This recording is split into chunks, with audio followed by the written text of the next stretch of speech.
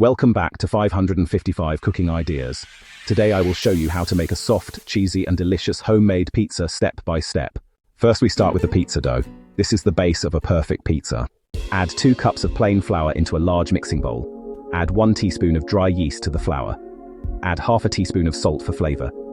Add 1 teaspoon of sugar to help the yeast activate. Add 1 tablespoon of olive oil into the bowl. Now slowly pour warm water and mix gently with your hand or a spoon. Knead the dough well until it becomes soft, smooth and elastic.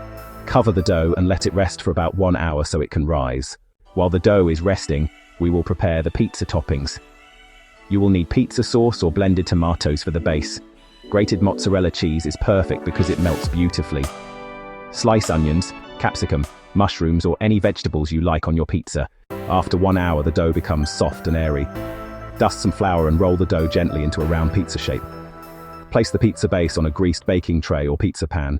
Alright, so first, spread a thin and even layer of pizza sauce over the dough. Next, you want to add a generous amount of mozzarella cheese on top. Then, go ahead and add your favorite vegetables or toppings. Just make sure to spread them evenly across the pizza.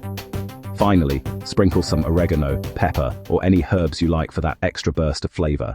Now, bake the pizza in a preheated oven at around 200 degrees Celsius for about 12 to 15 minutes. Just keep an eye on it.